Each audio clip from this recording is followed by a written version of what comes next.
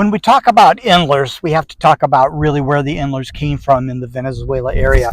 There's two main areas that they have come from, the Cumana area and the Campona area. The Cumana area is where the original Endlers came from. That is the area where the original lagoon is. That's pea green that I believe that they developed in. The ones from Cumana are very interesting. They were the first ones to come in the country. John Endler brought him into the country. Amando Pugh brought them into the country. And they're all from generally the same area, and that is the lagoon that we've discussed. The Cumana Endlers are polymorphic. Polymorphic is a trait that animals get that usually is in the male, and it always is having change.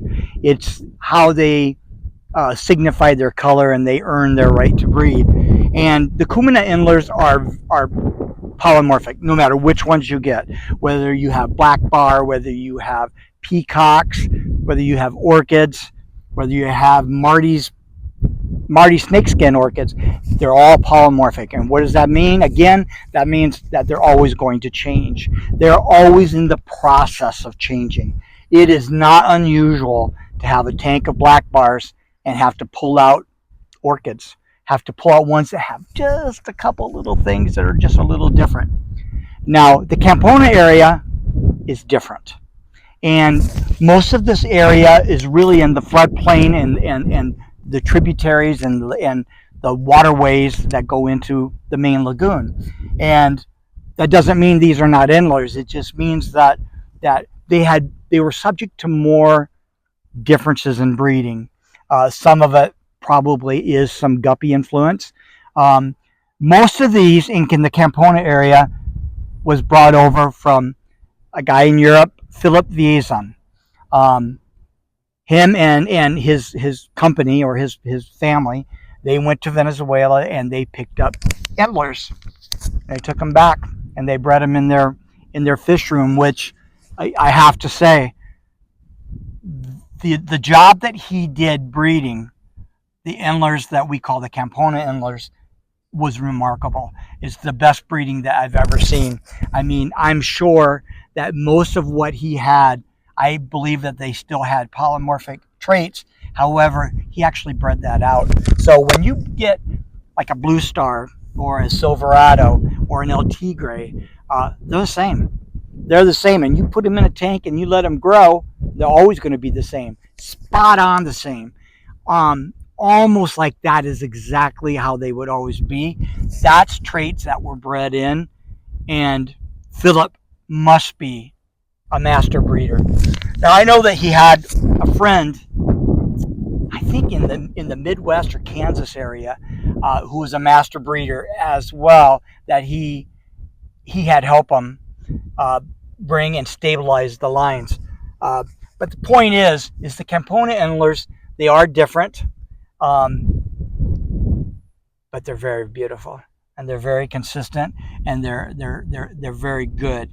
Now, when you take Blue Stars and you take the Campona Endlers and you mix them in with the Cumana Endlers, you do get a mix that comes out, and it is interesting. But the Cumana Endlers are genetically, I think, stronger, and what you'll see is more of the red colors and more of the yellow colors that come in. It's very interesting. And the other thing that I think that you'll notice is the true Cumana Endlers have a shorter gestation period. The Campona ones have a longer one, and they can be as long as 27 to 29 days, which is very similar to a guppy. The Cumana Endlers can be as low as 24, 25 days, which is very, very fast.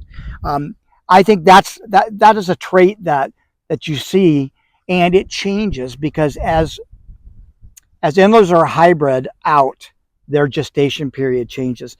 And of course, some of that has to do with the heat in your tank, your feeding schedule, that kind of stuff. But all things the same, generally, the Cumana Endlers have a shorter gestation period, which is one of the traits that we use to decide how pure some of the lines are that we have come in. It's kind of our first stage. The Endlers that came in from Philip Viezon is they came in the late 1990s and in the 2000s. By that time, the United States wasn't coming over there. So really, he was the only one bringing them in. And when some of those were released, it was a big deal. I remember when Blue Stars were released and people were paying thousands of dollars for little sets to get them home. And they were worth it because I have some too. And they're amazing. His breeding was amazing in every way. We will go a little bit deeper into the Cumana and the Campona area Endlers and their differences in both behavior and in the phenotype. But that'll be on a video that's coming up. The other thing that we'll discuss in more detail is the classification system. They made a classification system for Endlers um, in the 70s or maybe the 80s.